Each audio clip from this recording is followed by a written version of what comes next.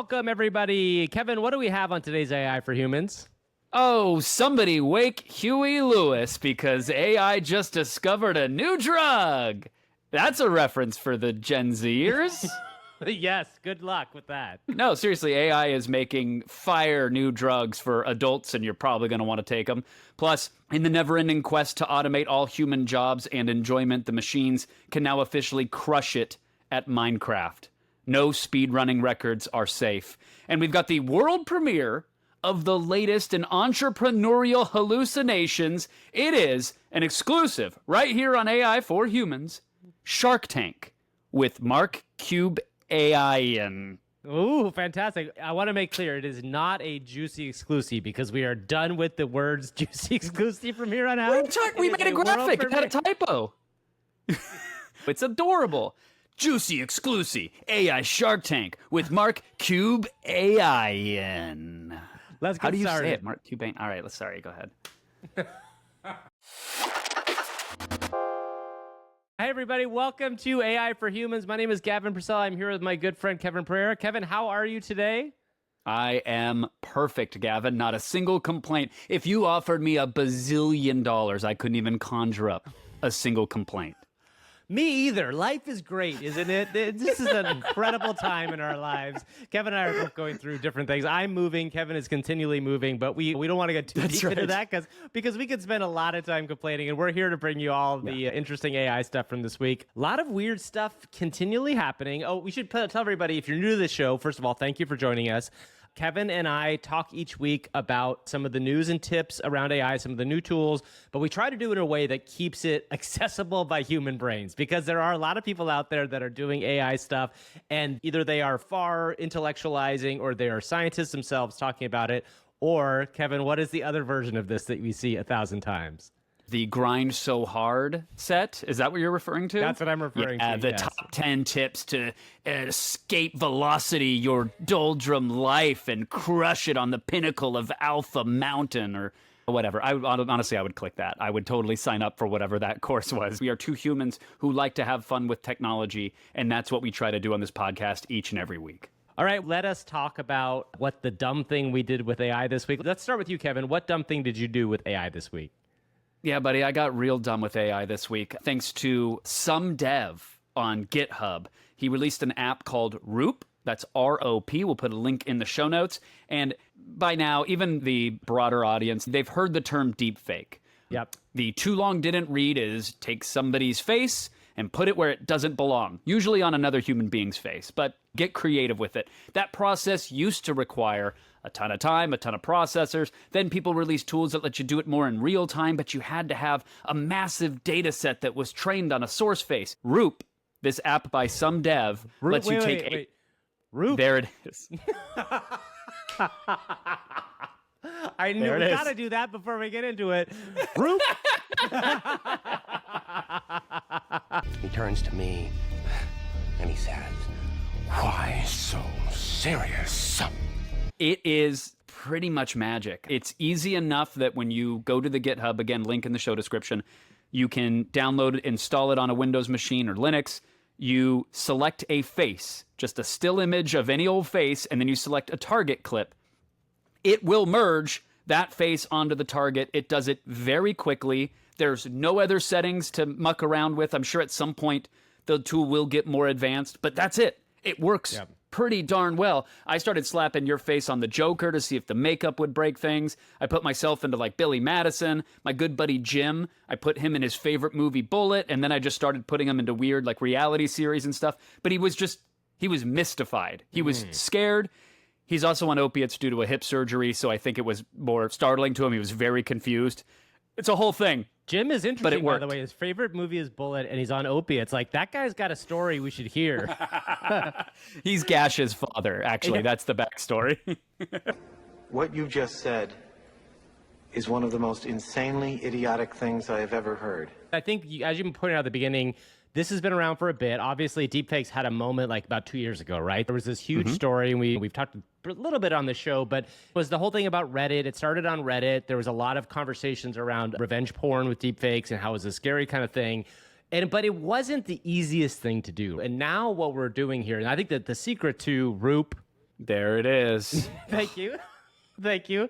The secret to Roop, there it is the one-click thing, right? And I think this is the thing that is the stopper of when you look at it, you're like, wait, what? We've seen deepfakes that are good, but this is literally a photo into clip, and that is the transformative moment. And it's just, is it perfect? No. But the fact that we're even having a conversation about how good that single image is bodes incredibly well for the future of this technology. Do you remember, God, I can't remember the Jib Jab conversation. Jib Jab was where you could elf yourself. Yes, elf yourself. You put your face and you cut out a face and it puts on a little cartoon guy and it dances around.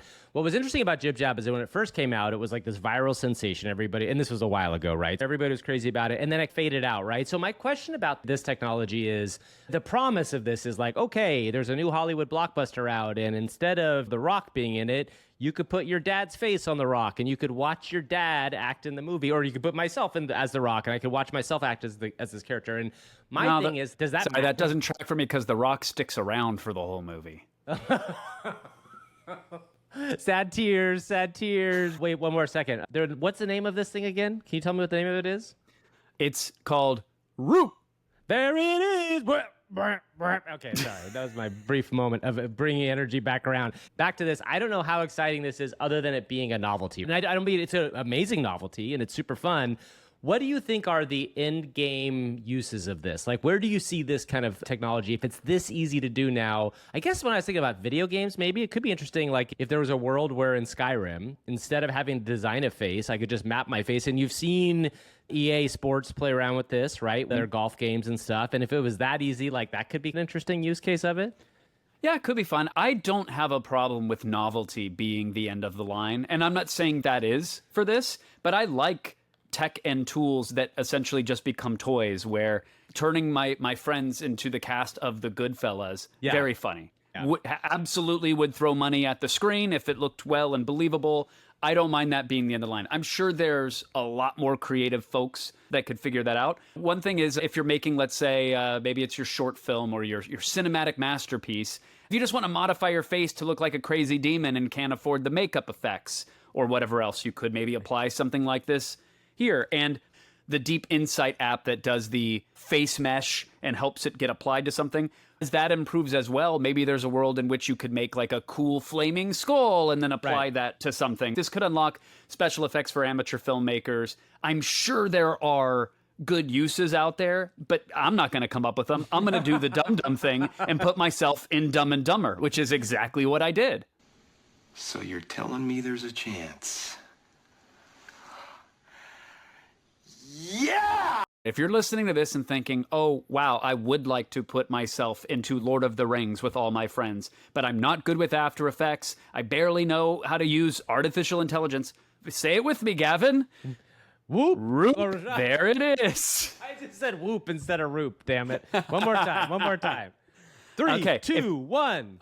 Roop. Roop. There it is. is. That's fine. We're not going to fix that in post. We're never going to fix ourselves in post. Right. That was some dumb stuff that I did with AI this week. What about you, Gavin?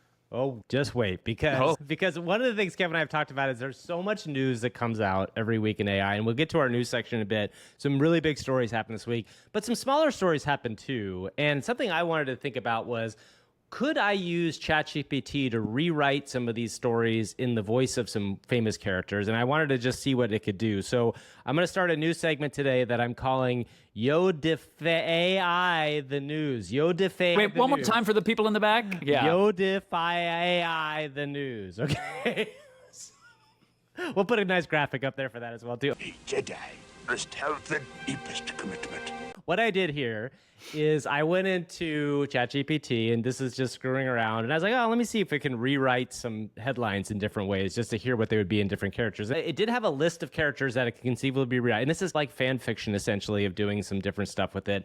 I decided, okay, let's try getting some of these headlines as Yoda. So I'm going to now, I'm not going to use 11 Labs. I'm going to read them as Yoda for you live, and I will tell you what it goes. All right, so first story. If you didn't see this, there was a story of a guy who has been banned from Midjourney for creating images of politicians in compromising situations because that's against Midjourney's terms of service and everything else. So let's see what Yoda-AI has to say about this. Banned from Midjourney AI, Justin T. Brown was for creating images of politicians in compromising situations he did. Called it AI will revolutionize the blackmail industry he has. Unleash the power of the force this AI can, if used wisely, but lead to chaos and confusion. It also can, if into the wrong hands it falls. Okay, that's story. Wow. Now, Gavin, I got to stop you, and I have to apologize because I'm still on a laggy RV connection. So the video dropped out, and I did have my eyes closed as well. You said you weren't going to use 11 Labs and clone Yoda's voice. That was me, Kevin. That was really me. Can you believe it? Okay, this is done. I can't cover this space anymore, Gavin. I don't know where you end and where the AI begins. Are you kidding me? Okay, that was headline one in Yoda-if-AI the news. You fully explained the story and then just did it again as Yoda. We saved no time by using this summary. This is doing something dumb. We're not saving time at all. This is literally okay. Next, here comes number two. I won't explain this time, and I'll just say it. Excuse me, I have to get my Yoda voice on. Facing a court hearing, a New York lawyer. Hold on, okay. Facing a court hearing, a New York lawyer is used an AI tool called ChatGPT for legal research. His firm did. Bogus legal cases. The filing referenced it did. A shock it was when found out they did. That these cases in existence they were not. Unprecedented. The situation is, says the judge. Okay. Let me see if I can unpack that. The Yoda-fication. I heard a lawyer used GPT, got in trouble or got caught because apparently it was citing cases that exist, did not. Exist, they do not? Exist, they did not. Do not. That's right. Okay. Thank you, Yoda. First of all, S tier, Gavin. S tier. Us humans will never be replaced by the machines. I didn't believe that last week, but now, after a performance like that, thank you. 5-star review for you, good friend. Okay, we have a lot of news to talk about, so should we jump into the news right now? Hold on, I have a friend of mine that can say something about this. Oh, good. Yeah, I was really hoping we knew. Oh. News is time for the news. AI it is.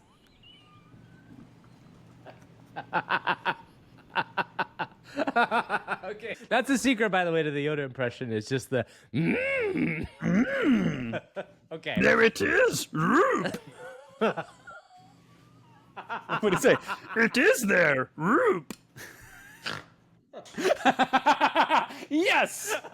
Now it has to stay in. All right, let's get into the news here. There's some pretty big news stories this week. I think we want to start with one from the medical world, and it's something you don't see very often these days because so much this news is coming out of the Gen AI world. But let's talk about this. AI has helped discover a new medicine, essentially. Yeah, I've got Google alerts set for a lot of things, and one of them is new drugs. I want to be on the forefront whenever anybody says anything. And this one combines all of my favorite things. You got science, you got drugs, and you have artificial intelligence. So basically, you had me at hello. Scientists have used artificial intelligence to identify a new antibiotic. They're calling it a Boston, A-B-A-U-C-I-N. It can kill a deadly species of a superbug called A. baumannii. And apologies for all of the word butchering that's happening right now, but it's a superbug. And it kills nearly 1 million people a year, and they don't have good antibiotics for it. And so what they did was train an AI on thousands of known drugs to try to understand the different chemical features and effectiveness of different antibiotics. And then they found a list of, I think it was 94 some odd things to try. They started narrowing them down, and they landed on this Abasin. And apparently, it only affects this A. baumannii bacteria. There's a lot going on, obviously, with anything that involves human trials and drugs and potential side effects. It could be till 2030 until we get real human trials for this stuff, which is a whole other issue. Look, for all of the doomsaying, and I really felt last week, for whatever reason, the stories weren't particularly damning, but I did feel like, oh man, I don't know. I think when we're talking about governance of superintelligence and open source hackers making things smarter and better and faster, and it starts to get a little doomsday. So I don't know where the end of this road is, but I know along the way, hopefully, AI should be giving us some wonderful breakthroughs. And this is just a glimmer of hope that it could start treating things like these deadly bacteria and doing it incredibly well, targeting only the thing that needs to get targeted. I think that this is a really important point, and for everybody who's out there that listens to this podcast and is, oh my God, I have to learn this stuff because if I don't, we're all gonna die, and even if we may all die anyway. The important thing to remember is that this is also making massive differences in people's lives on a regular basis. And something I was thinking about when we talked about this is AlphaFold, right? Which is DeepMind's. It was a way of looking at how DNA is sequenced across almost all these different things, and it was able to dig in on DNA in a major way. And AlphaFold was something that was only possible through AI, right? And this is the AI technology that Google created with DeepMind. And I think that this is another example of using AI outside of what we normally talk about, which is doing deepfakes or Yoda-AI-fying the news, and doing it in a way that can really change life for humanity for the better. And this is the promise of AI, right? This is the promise of what we're being told. There are things that we have struggled with as a species for a very long time that it can help solve, because a lot of these problems are just giant data set crunching problems, right? Like what you're talking about here is the same sort of thing, is it probably went through all of these different possibilities virtually to figure out what might make sense, and then opened it up and showed us something that we hadn't seen before. And I think that's impressive. I think that's a big deal. Two things caught me as interesting. One, the sort of haves and the have-nots, the weird, let's call it a digital divide. Like right now, someone thinks AI is them having an argument with a smart speaker, or screaming at Siri because it can't set a second timer while they're making their Hot Pocket dinner. Like, why can't it do that? Technology's so dumb. And then meanwhile, someone out there is using it targeted to discover potentially life-saving drugs. And I can't wait for that gap to close. I can't wait for someone to be sitting at their living room table and go, I wonder if I can solve this big pressing problem today. Oh, I can leverage intelligence on demand. Yeah. All of the intelligence of humanity and target it at something. So I think that's super fascinating, and a future that we will hopefully see before, again, Skynet nukes the sky, or actually humans nuke the sky to fight Skynet, whatever. Point is, I think we're heading there. The other thing, you were saying that the AI probably went through, let's say, billions of chemical compounds and combinations of them and whatever to try to land on this thing. What happens when we have a highly simulated human body? Yeah. When we train, maybe it's a language model with some other secret sauce going on, but we know that all of the interactions within that model that is the human being are as accurate as we can get. What happens when we can run a billion different trials on that? And then do slight genetic modifiers on that model and do a billion trials on that? Can we get speed to market quicker? Can we get faster approval for drugs? Can we find the side effects without having to go through prolonged periods or experiments on animals? Can we eliminate all of that with the power of these new language models and tools? I'm not going to be the guy that solves that. No. I don't know if you are, Gav, but I won't either. But there are many people who can with these powers and tools. And I think the last thing we should say about this is this also has a little bit to do with the regulation question, right? Because like part of this is a little bit of trusting these models that they can do these things. And we're not really there yet because the trust isn't built. It's like in any sort of relationship, you have to build up trust first before you start allowing it to do other things. I think we're going to see, and we talk about how doctors are be affected and all these other stuff, like there will be a time, not that far in the future, where you will get your first step of medical advice. And again, this may be a ways out, but it's probably, I could almost say it's guaranteed this is going to come, that it will come from some sort of AI doctor, right? It's just a natural sense of where we're going here. You will put your symptoms in a different way because Google is so marketed and so controlled by this stuff. You would hope that there is whether or not it will be an AMA certified or some sort of specific doctor that allows you to do this. And it makes sense because you want a first step like that. So I think that there's a world where with proper regulation, with the right sort of setups, with these, as you said, trying to get these out faster, this is going to like put it on the speedway. We should be able to make these things come forward much faster than we did before. And I don't know enough, I don't think you know enough yet about what the pathway looks like to get there, but I can see it. You know what I mean? Yeah, you have line of sight on it. And I think that's going to happen. And I think the insurance providers themselves are going to be incentivized to do it. Yes. Yeah, I used to have Blue Cross Blue Shield. I currently have Kaiser. When I have an issue, sometimes you have to schedule a telehealth appointment. And it's a real human being that connects to you over the phone or over a webcam. That costs a lot of time and money in comparison to having a language model trained specifically to give medical advice or the basic stuff and have it do your intake and try to say, oh, you know what, this is a mission critical something.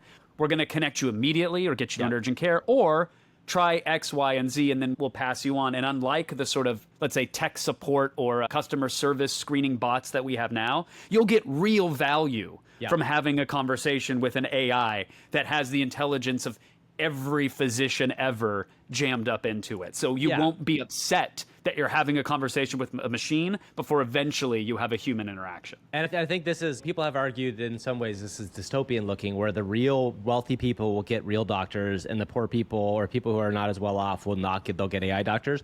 I think that everybody's going to end up getting this first pass at AI doctors. And I think that is an important thing to keep an eye on. We definitely have to be aware of how this information and how this technology gets passed on, who uses it, why they're using it. But I think ultimately people, and this is, again, it's tricky to say this out loud because I don't want doctors to come after me, but I do think that there will be a time where even doctors who are very fallible at times, and I don't want to discount the human touch and the doctor experience is very important, but in the future, there will be a time where you probably can get a better diagnosis with something like this because they will be able to see all the information out there. We should probably move on to our next story, which is, I think when you talk about it, something that can do a bunch of things at once. Now we have something that's a little bit more in Kevin Mai's wheelhouse. This is a really fascinating story. It's like a new type of auto GPT type agent that they're referring to as Voyager.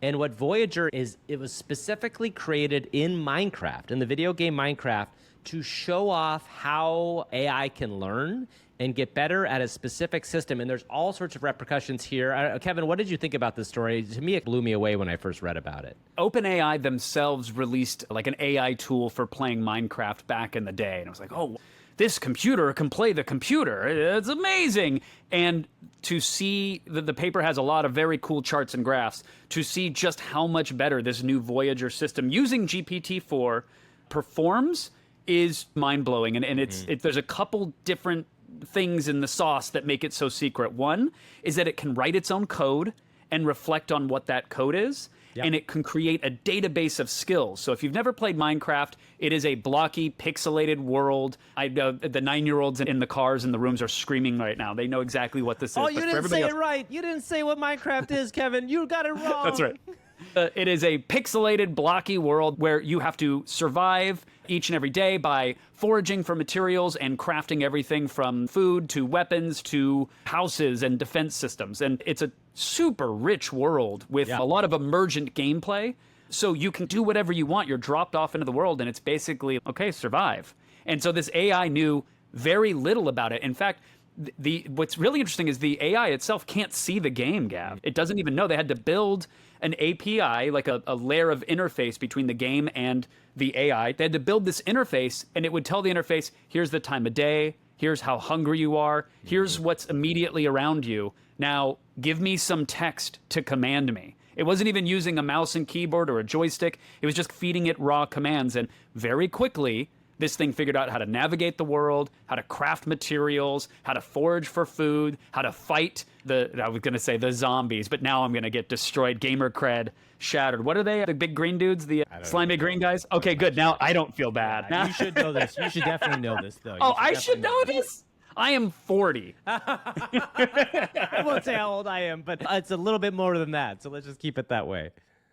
The creepers, Gavin. The creepers. Everybody knows they're called creepers. Of course. So it figured out how to do that. And again, it was writing its own code to figure out how to do these things within the world. And then whenever it was successful at whatever the mission was, it would save that into a skills database, basically a memory for the AI to draw upon. And what you found is that over time, as it was playing the game over and over again, its ability to craft and discover items, its ability to navigate the world, its ability to survive was exponentially better than all of the other attempts that have come before it. And I think what's interesting about this is there's two parts to this. One is video games are a simplistic version of real life, right? Like we know this, like specifically Minecraft or The Sims. There's certain sort of emergent worldwide sandbox worlds, which is what Minecraft is, that are like a tiny version of real life. It gives you systems to improve on, right? And I think that's really interesting. The other side of this is you think about something where they talked about in the day, speaking of Google and DeepMind, how chess has been beat by a computer and that AI can now beat the grandmasters of chess. And it's almost like a boring subject now, right? When that happened. chess is a very specific rule set. I wouldn't want to undersell how complicated and complex chess strategies Bro, it's can 2D. be. It's 2D. Let's go chess. Please. It's 2D, yes. You show me a Rocket League Grandmaster and I will bow down. Chess? Friggin' 2D? Couple pieces on some squares? A little game for kids? They put choking hazards on the pieces.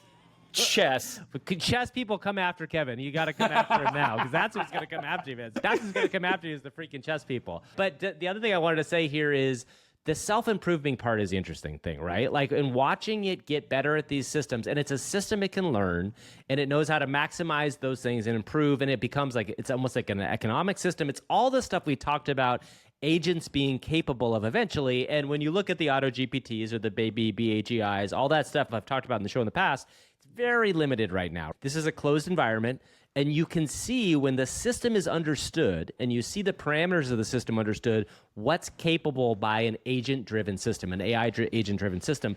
And you start to extrapolate out the idea of, okay, when they get better at real-life understanding, when they get better at figuring out how, okay, this is Minecraft closed system, but when they start being able to open up to things like, sounds scary, but it's true, like the stock market or things like the global economy, the ways that they will be able to maximize strategy. And again, going back to what we said with the AI medicine thing, try a bunch of different stuff virtually to make sure it works and then implement it.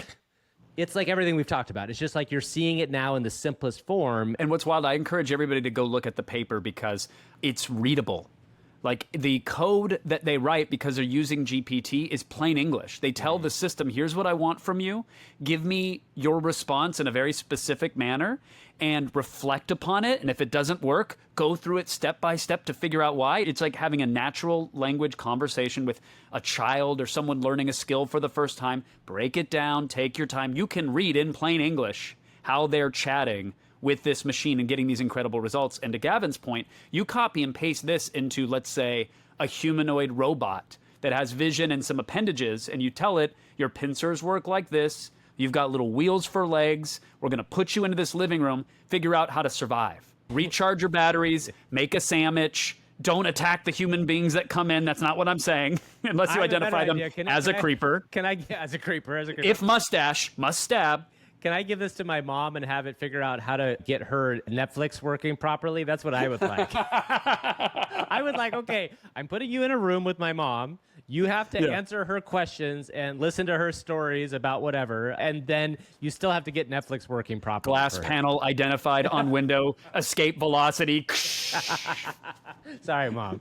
Yeah, it's super interesting. And I think another example of watching agents in a way that can really open the door to a lot of other stuff. Okay, there was a really small story. I shouldn't say small. It was a really big story, but it was something that's kind of what I want to touch on briefly, which is Google, and again, seemingly just dropping these kind of like bombs out of nowhere. In the past, we talked about Music ML, which was a really interesting text-to-music service they did. Kevin, what is SoundStorm, and tell me what's interesting about it? It is pretty phenomenal, but what in a TLDR version of it, what is SoundStorm? It's a Twitch meme. It was a hot techno bopper. No, SoundStorm. SoundStorm. There you go. SoundStorm. Kevin was wrong. He was. It is a text-to-speech model.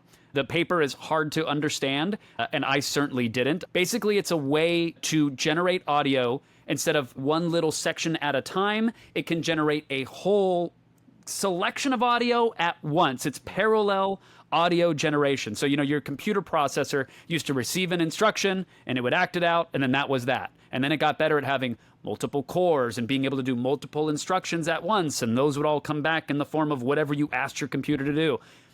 This is a real dumbing down of it, but that's what this can do with audio. And it can generate large snippets of audio very, very quickly, and it can do it with multiple voices, and it can do it with just a little bit of training, and it's so believable already. So here is the piece of dialogue that went into the computer. Okay. Where did you go last summer? I went to Greece. It was amazing. No, those were actual human voices. Oh, really? Oh, my God. Yeah. Okay. Those were humans. Great human beings going into the computer. But now you're going to hear the extended conversation from the text prompt of both of those humans and listen to how believable that is. Okay. Where did you go last summer? I went to Greece. It was amazing. Oh, that's great. I've always wanted to go to Greece. What was your favorite part?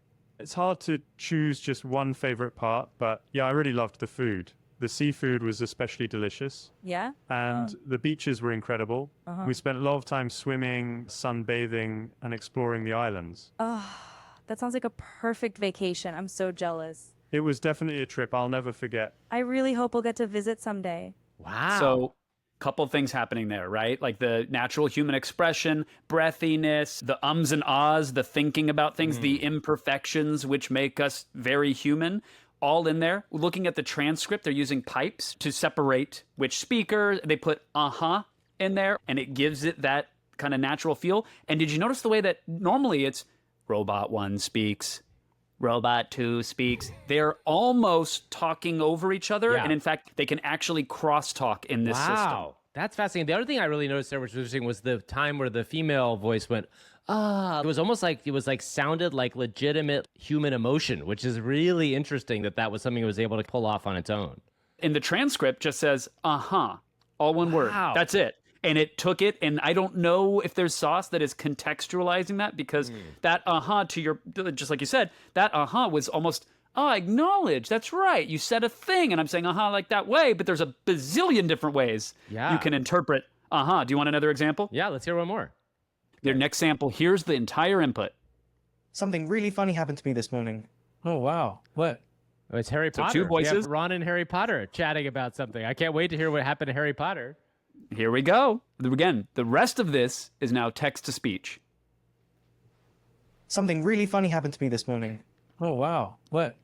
I woke up, as usual, Uh-huh. went downstairs to have breakfast, Yeah. started eating.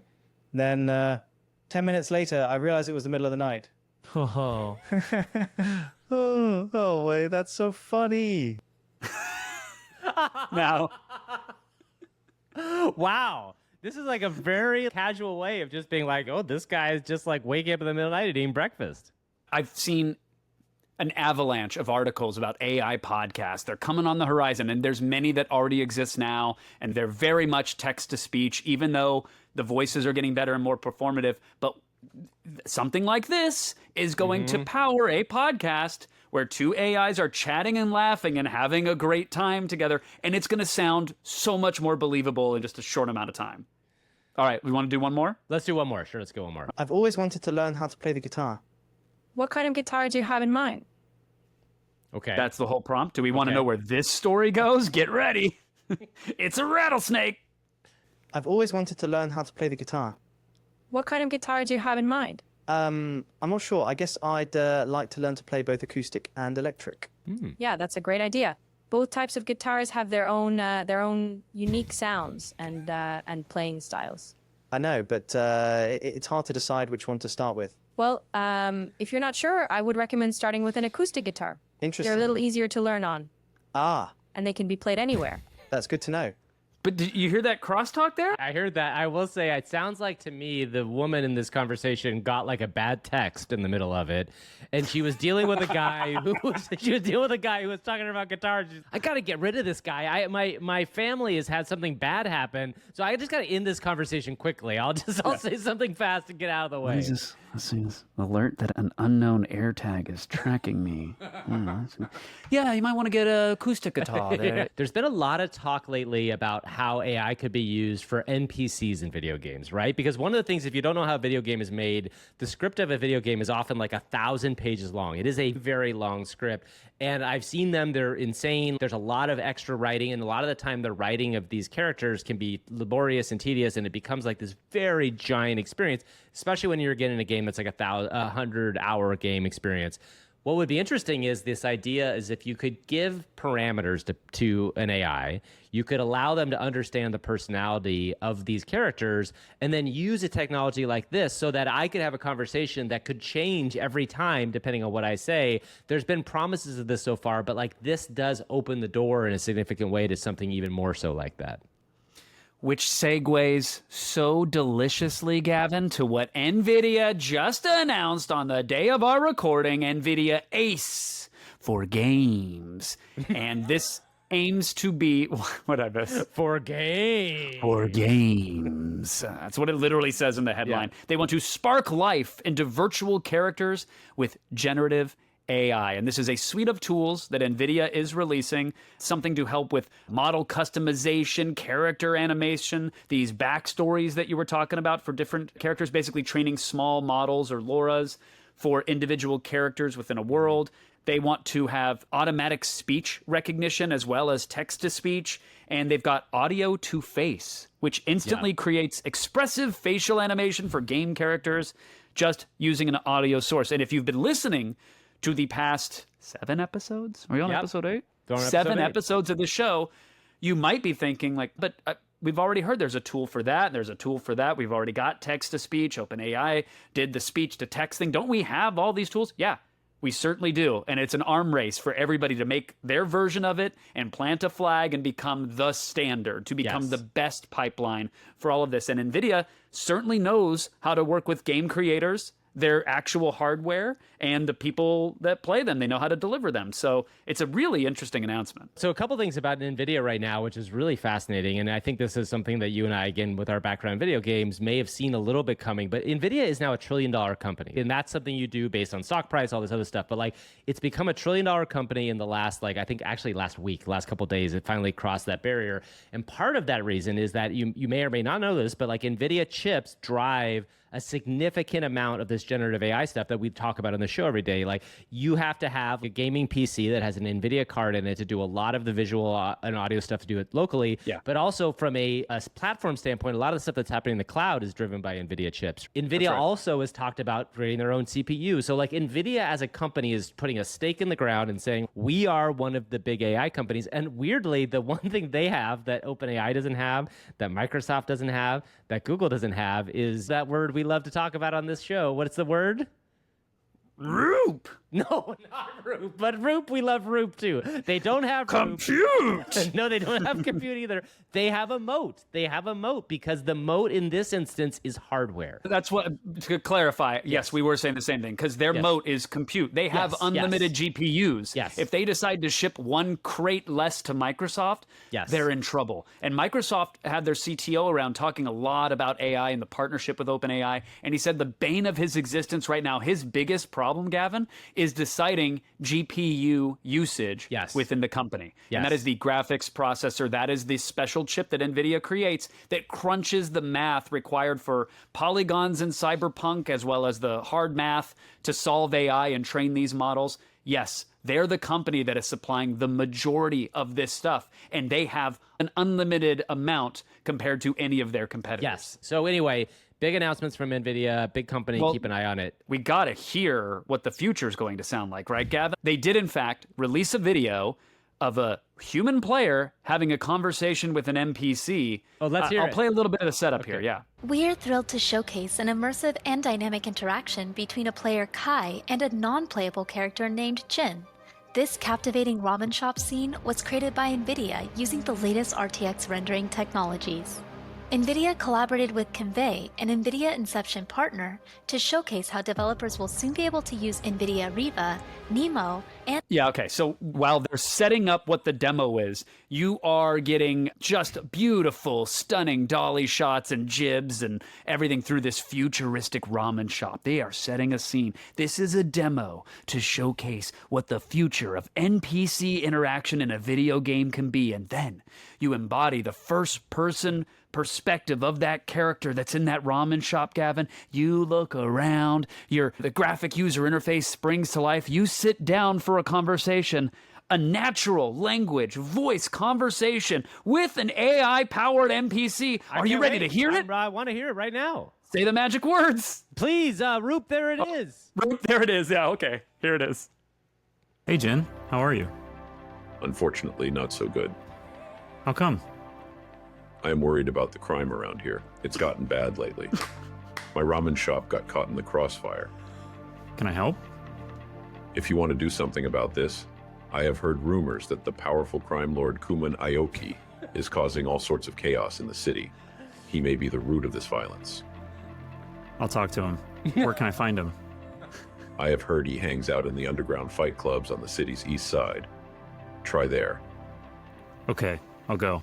Be careful, Kai. That's it. That's the demo. They could use some help still, probably, clearly. Yeah. I mean, look, the tech might be amazing, but Mr. Yeast had more personality than that. Yeah. Friggin' Gash leaps into your eardrums and pummels them. Now, I'm assuming that wasn't a canned animation, so that frees up a bunch of animators' time, which is interesting. The latency between the human speaking and the NPC speaking back is much faster because I'm sure it's happening locally. Yeah. We've seen a lot of demos where people will hook ChatGPT into Skyrim or a Grand Theft Auto or whatever, but you have to let the audio go to the cloud, get processed, come back. So there's some really cool stuff there, but geez, please, NVIDIA or Convey or whoever it was that they give us a call. Give it a personality. Give it a personality. Yeah, give us a shot is what I'm saying. Let us control it.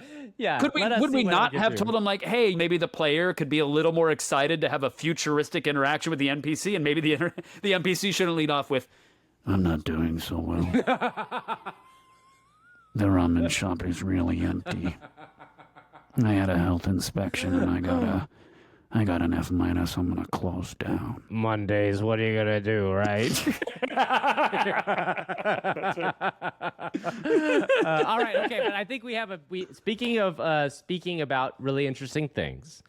We have one of the most fascinating things you're ever going to see. I don't want to hype this up too much. I don't want to make it too exciting. You literally just said, we have the most fascinating thing you're ever going to see, but I don't want to hype it too much. Today, in our very special segment, which we'll do our little song for in a second here, we are going to be seeing.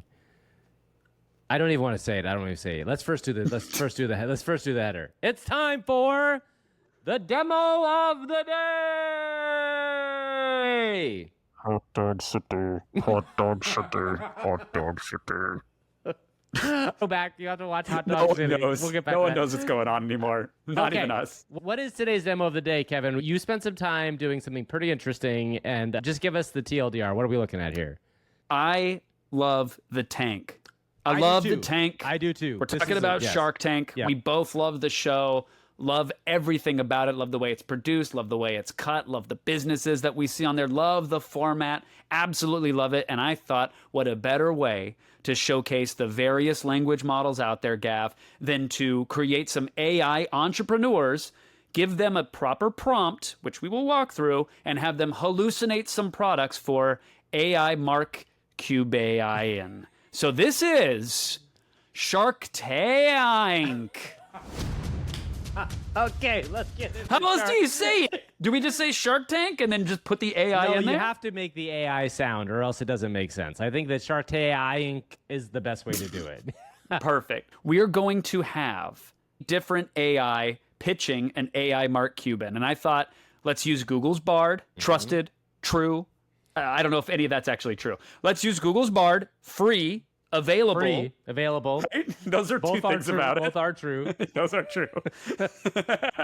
We're going to use Claude, which is a language model by a company called Anthropic. I've been very impressed with the results that I've been getting from that lately. And so I spent a lot of time crafting the prompts for this little experiment. And why are you laughing, Gavin? I'm laughing because I just love the idea that we do this stuff. Like, I know. This plus Yoda-if-AI, if this could be a job, I would be so happy. If this were not just a money bleeding endeavor with all the tool sets and time, I would be so much more delighted by these experiments. But me too. I came across a post on Twitter, and it was the acronym prompter. Yes. Now, a lot of people think they know what ChatGPT is, or they know how to interact with these systems because they go there and they say, give me a poem, or give me 5 ideas for how to start my email resignation, whatever that thing is. And the AI gives you something pretty okay in response. That's a totally viable way to use AI. I'm not prompt shaming. However, there are ways that you can optimize the experience.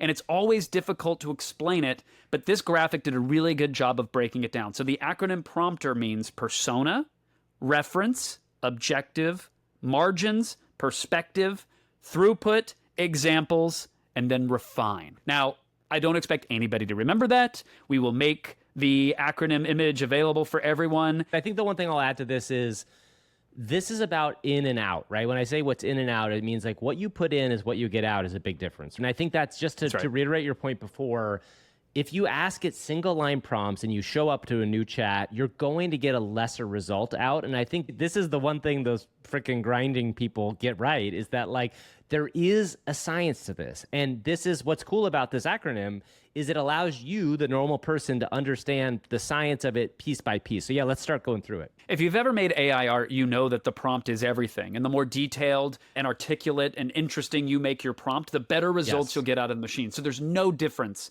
when talking with a language model and getting a text response. It just might not seem as evident at first until you go through a process like this. So breaking down, starting with persona, you want to specify a role and some expertise. So for this Shark Tank pitching prompt, here is what I used. For that P, I said, you are Shark GPT, a cocky serial entrepreneur and a world-renowned inventor who's created, patented, and sold thousands of products worth trillions of dollars. Because why not? Very successful. Right? Making it up. Yeah. Why the hell not?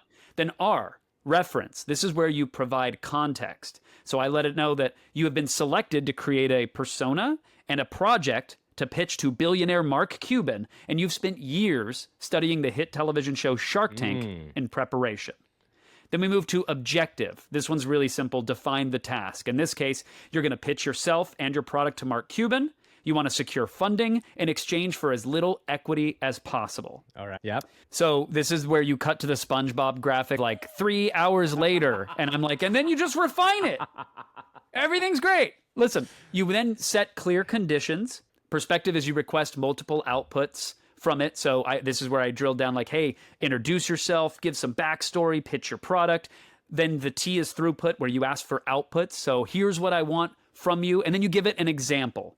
I did not do that last part. I stopped short of that because I didn't want to lead the AI on too much. I had already primed it with, here's who you are. You have to make up a story. You got to pitch it. You have to negotiate in this format. I wanted it to hallucinate the rest. But if you were going with the prompter acronym, you would give it an example of what you want out. And if you do that, I guarantee you, your interactions and the results you get from artificial intelligence will be so much better. And I think that's it's important, again, to reiterate, this is how you get better at this stuff, is learning systems like this. There's no instruction manual for ChatGPT. It's not like when they show up, it's not like it says like how to do this.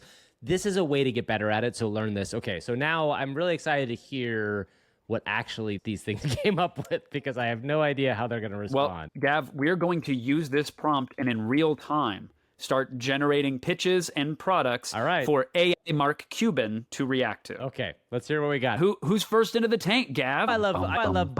Okay, let's start with Bard. Because Bard, we have a special place in my heart for Dr. AI. We'll see what happens here. Okay, come on in, Bard. I'm firing it up and I'm pressing return. Bard is thinking. Okay. Bard is feeling. Bard is trying. And isn't that really the takeaway? So here we go from Bard. Oh, wow. Hold on a second. This is the problem with Bard. Okay. Part of the prompt, Gavin, was this has to be a believable product that can be sold on store shelves for less than, and I gave it, I think, a budget of $50. Yeah. So invent a simple, clear, believable product which can be sold for less than $50. Okay. I can tell you what Bard just gave me is not simple or believable. Should I waste the 11 Labs credit rendering this, or just hit it again and hope it gives it to us? Let's hit it again. Let's hit it again. Try it one more time. Well, this is Bard take 2. So I'm going to call that first attempt from Bard a failure to launch. I'm going to have it regenerate now with a little more guidance. And I want to keep track of this, by the way, because I don't think other AI entrepreneurs are going to need as much poking and prodding. Yes, okay. Yes. We got something, Gav. Okay, let's hear what we got. We got something. Good morning, Sharks. My name is Shark GPT, and I am a cocky serial entrepreneur and world-renowned inventor. Great. I have created, patented, and sold thousands of products worth trillions of dollars. Oh, wow. I'm here today to pitch you on my latest invention, the Tangle-Free Hairbrush. The Tangle-Free Hairbrush is a revolutionary new product that will change the way you brush your hair. No. It is designed with special bristles that detangle hair without pulling or tugging. The Tangle-Free Hairbrush is also gentle on hair, making it perfect for people with all hair types. The Tangle-Free Hairbrush is the perfect product for anyone who is looking for a more comfortable and effective way to brush their hair. It is also the perfect product for people who are looking to reduce hair breakage and split ends. I am seeking $500,000 in exchange for 10% equity in my company. Wow. I believe that the Tangle-Free Hairbrush has the potential to be a multi-million-dollar company, and I am confident that I can make it a success. Okay. Wow. I'm pretty sure I've seen tangle-free hairbrushes on the CVS sales floor already, Bard, but let's see what Mark Cub-AI-n has to say. Yeah, it's not a particularly groundbreaking product, but at least with that little coax it got there, I got to tell you, I'm very disappointed that it went right out of the gate with, I'm a cocky GPT. That was part of the backstory that I fed you in the prompt, but you came up with Shark GPT, which was what I told you, but I free told it and it's available, specifically. Kevin. It's free yeah, and it it's is. It's available. free and it's available. That's true. You're right. You're right. All right. So now I have the same way I prompted these entrepreneurs, I prompted GPT-4 to be an AI Mark Cuban and told it to evaluate and, if necessary, eviscerate these AI personalities that are coming up to pitch. Let's hear what Mark Cub-AI-n has to say about Bard's tangle-free hairbrush. Hold on a second there, Shark GPT. You strut in here and start throwing around numbers in trillions and words like world-renowned. As a billionaire who actually worked his way up, I want to know where these figures are coming from. Ooh. You're asking for $500,000 for a hairbrush, yet you claim you've sold thousands of products worth trillions of dollars. Are you telling me you're richer than Jeff Bezos, Bill Gates, and me combined? Explain that. Damn! The tangle-free hairbrush. You claim it's revolutionary. How is this different from any detangling brush on the market right now? What patents protect this technology? And how are they going to stop competitors from sweeping in? One last thing. If you're so confident that this hairbrush can be a multi-million-dollar product, why are you only valuing the company at $5 million? There seems to be a disconnect there. Okay. Wow. Okay. Mark Cub-AI-n was not having it. He definitely understood. Also, $1 trillion. There is no trillionaire, I don't think, yet in the world. So Mark Cuban, who is very Mark Cub-AI-n, understands his own net worth, wants to make sure nobody else is that far ahead of him, I feel like. And to be clear, in case anybody out there is like, well, Kevin, you threw the AI under the bus because you prompted it with that. There was nothing in my, and I'll make the prompt available in the YouTube comments as well as, of course, on the AI for Humans show Twitter. There was nothing in the prompt that said, say this. You had to say that. I told it to hallucinate a backstory, to come up with an original name. Bard just did not do that. I don't think that's going to be a problem with Claude. So I asked it to address Mark's concerns, and I fed it everything that Mark Cub-AI-n just said. Let's hear what it has to say. First, I want to clarify that I'm not claiming to be richer than Jeff Bezos, Bill Gates, or you. Great. I'm simply saying that I've created and sold thousands of products worth trillions of dollars. Oh, God, I've done this Bard. by working with a team of talented engineers and designers to develop innovative products that solve real problems for people. The tangle-free hairbrush is the latest example of my work. It's a revolutionary new product that detangles hair Bard. without pulling or tugging. It's also gentle on hair, Bard, making you've it already- perfect for people with all hair types. Read the room, The Bard. tangle-free hairbrush is different from any other detangling brush on the market because of its unique design. Oh. The bristles are arranged in a specific way that helps to detangle hair without causing pain or damage. Maybe. The brush is also made with high-quality materials that will last for years. The tangle-free hairbrush is currently patent pending. We're confident that we can protect our technology from competitors. As for why I'm only valuing the company at $5 million, it's because I'm still in the early stages of development. I need the $500,000 to bring the product to Okay. market and start generating sales. You know, Since it's we have a proven track record, I'm confident that the company will be worth much more. I understand that Mark has a lot Oh of my God! questions, Stop! and I'm- Stop! That's I can't. enough. I Bard, can't. We've got it. We've got it. I now. literally can't. It's just. I'm trying to think of who Bard sounds like. There's a specific voice that he sounds like. He's very whiny sounding. Oh, you know who it is? It's David Sedaris. Bard sounds like David Sedaris. I think you're gonna say me on G4 for the first 10 Also years. true. Also Yeah. true. Also true. I feel like Bard doubled down on pretty much everything, including justifying being a trillionaire instead of just barreling through and sealing the deal. But let's see if Mark Cub-AI-n is going to make a deal. Shark GPT, it's all well and good to be confident, but I need more than just confidence. There are a lot of confident people who walk into this Shark Tank, and confidence alone doesn't pay the bills. I respect the fact that you've made a name for yourself as an inventor. I've got a thing for inventors. After all, I made my own way through tech innovation. Now I get it. Okay. You've got a patent-pending hairbrush that detangles without pulling or tugging. That's a good product. People have hair, they want to look good, and they don't want the pain or damage that can come with brushes. He's It's so simple, sincere right but that now. doesn't mean it's easy. The big issue for me is that I'm still not sure about the business model. You've got this idea for a product, but I still don't know how you're going to sell it or what kind of profit margin we're talking about. Plus, there's this trillions figure you keep throwing around. I don't believe it. It's just too much. It's too much. You'd be the richest person in the world if that were true. I can't trust an entrepreneur who makes such outrageous claims without backing them up. I love Texas and the Mavericks, and I'm a fan of big dreams, but when it comes to business, I'm all about the numbers, the strategy, and the execution. You haven't shown me enough of any of those to convince me to invest. So for those reasons, I'm out. Oh, damn, Bard. Down goes Bard. Down goes Bard. Bum, bum, We see the bum. sad walk of Bard out of the Shark Tank. Who's up next Bard in the tank? slams into the aquarium on the way out. Whoops. One more thing. Trillion One more dollar. thing. Royalty. No, Larry, where are you? Mr. Wonderful, are you still in? All right, who's up next in the tank? All right, up next into the tank, I'm giving the exact same prompt that I gave Bard to Anthropic's Claude. Let's see if it does any better. I'm excited to hear this. Hello, sharks. My name is Maximilian von Innovator.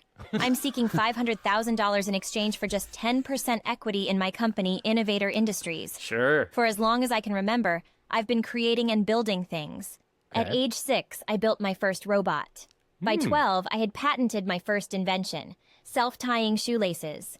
I dropped out of MIT at 15 to focus on inventing full-time, and I've never looked back. Over the Amazing. past decade, I've created over 4,000 products. From self-driving toothbrushes to 3D hologram pet fish. My inventions have generated over $25 billion in revenue. But today, I'm here to pitch you on my simplest but most ingenious creation yet. Ladies and gentlemen, have you ever gone to use a public restroom only to find there's no toilet paper? Well, suffer no more.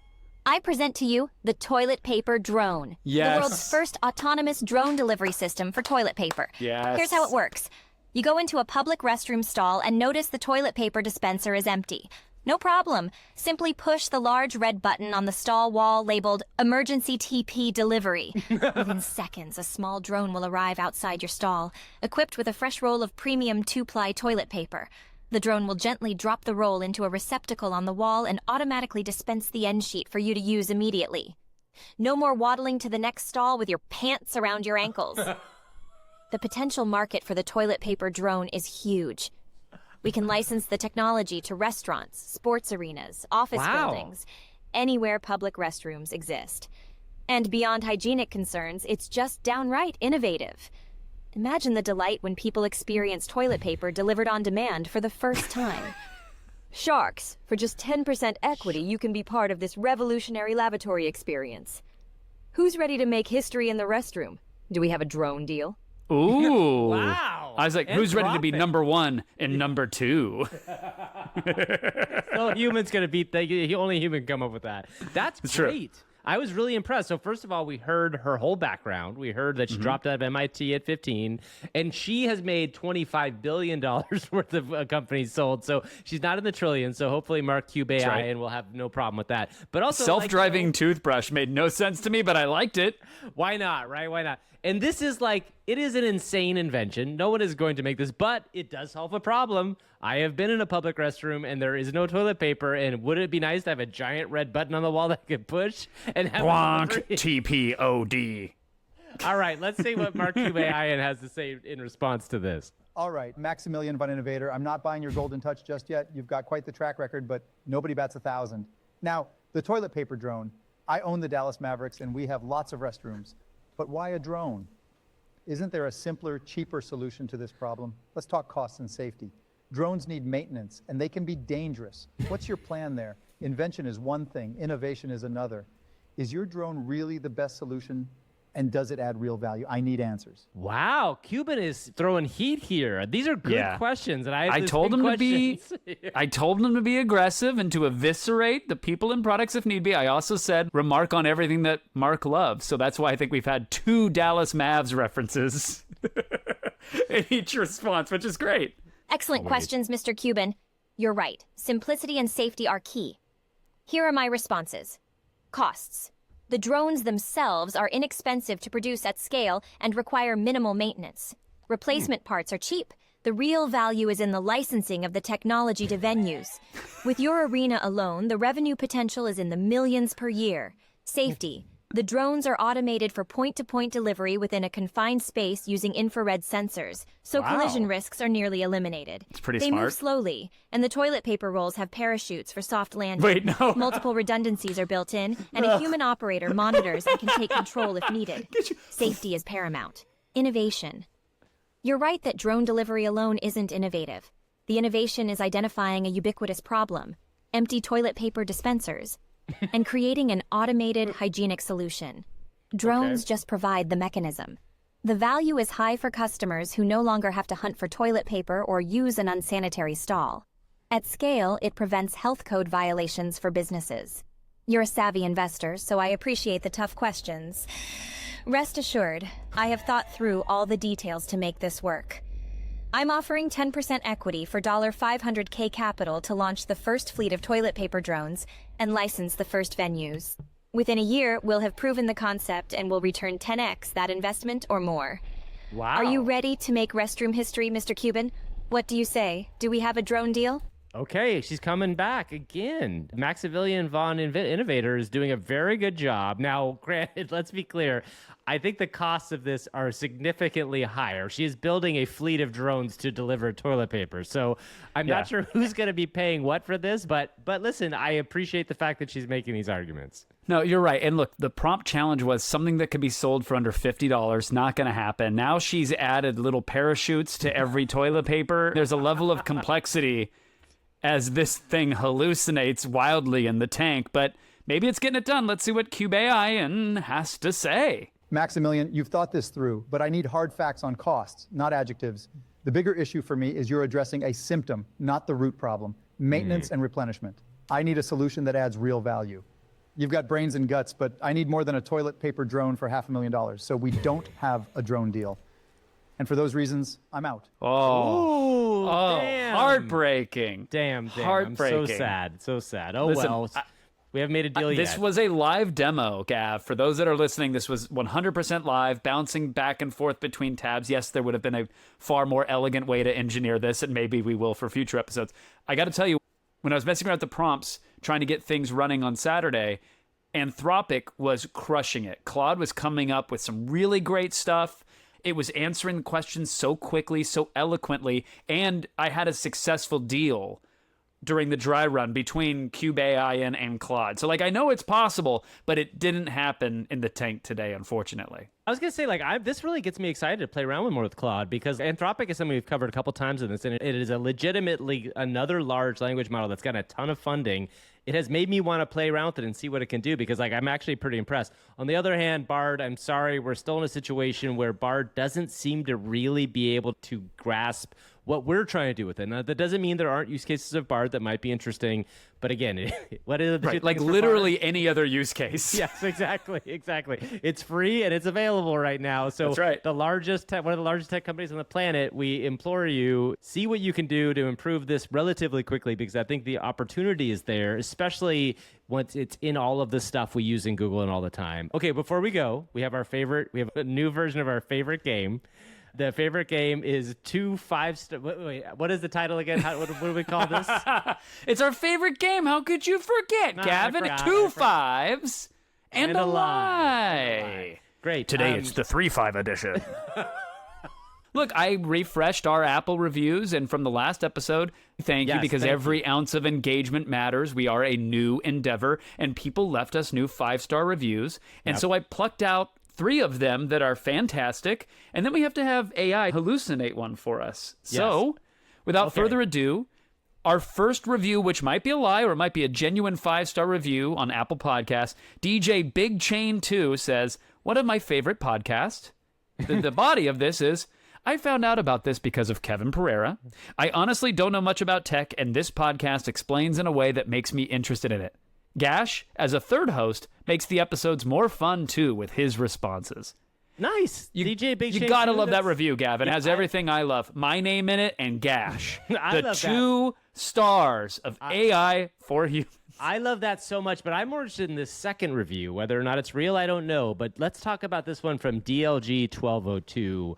The title is Great Podcast. And the body says, Kevin Pereira was always great.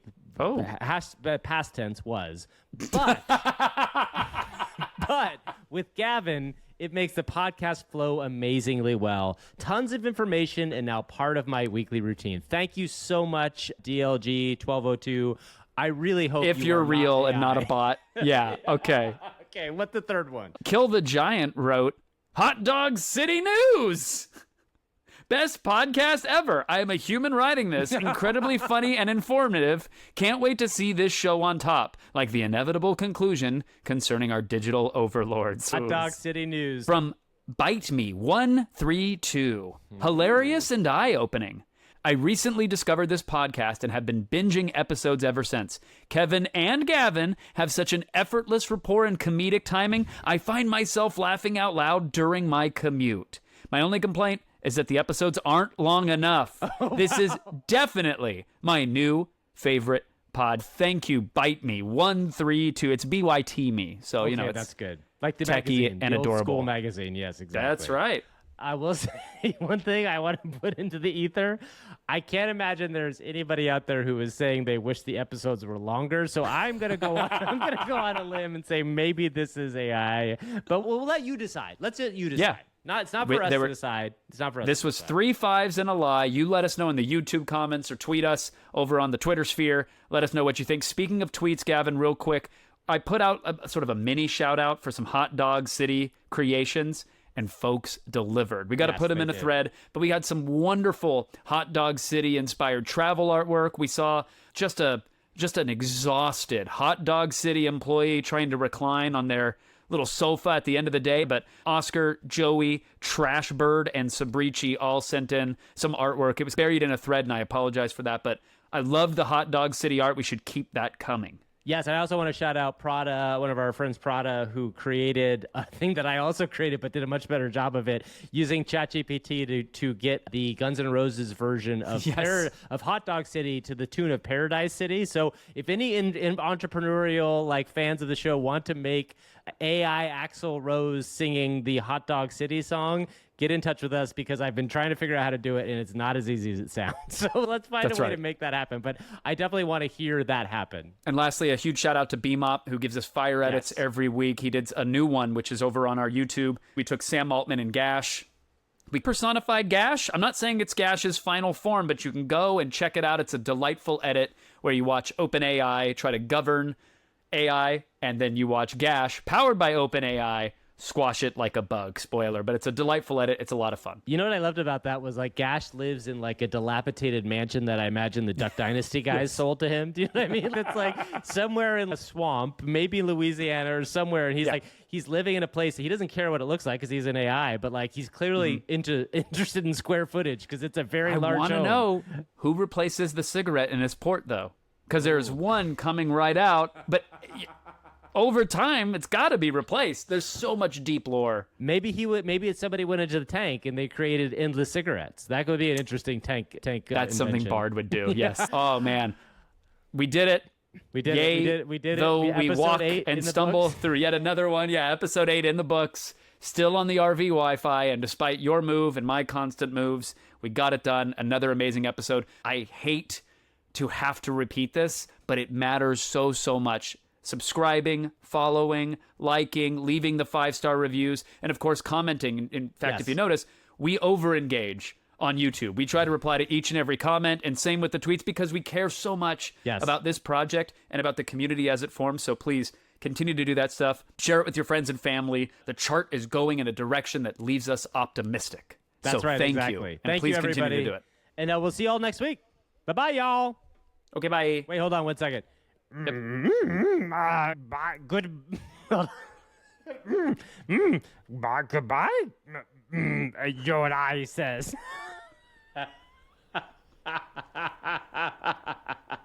All right. Goodbye. This podcast was sponsored by absolutely no one.